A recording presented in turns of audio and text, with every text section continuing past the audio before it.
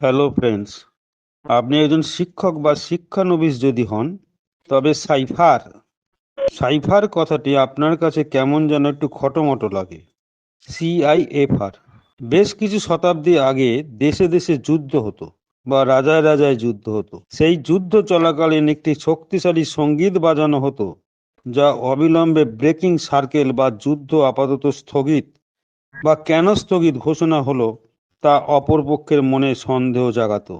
এই সন্দেহ হলো সাইফার।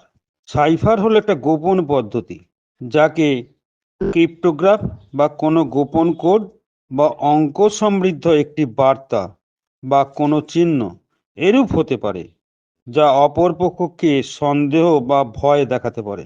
আপনি যদি আপনার বন্ধুকে একটি বার্তা বা মেসেজ পাঠাতে ওই যে কোনো সাইফার ব্যবহার করেন, তবে তাকে আপনি কি বোঝাতে চেষ্টা করছেন তা বুঝতে বেশ কিছু সময় লাগতে পারে।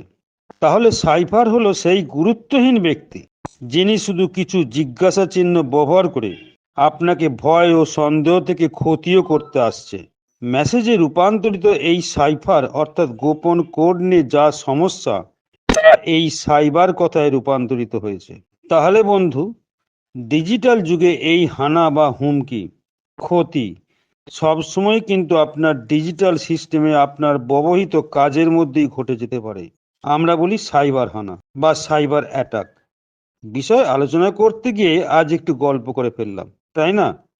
তবে এই সাইবার হানা নিয়ে সমস্ত কোম্পানিগুলো কিন্তু নিরন্তর গবেষণা করে চলেছে।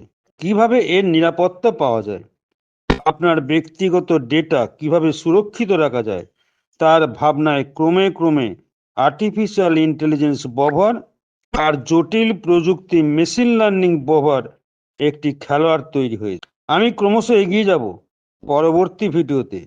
ML is in cyber security. ধন্যবাদ।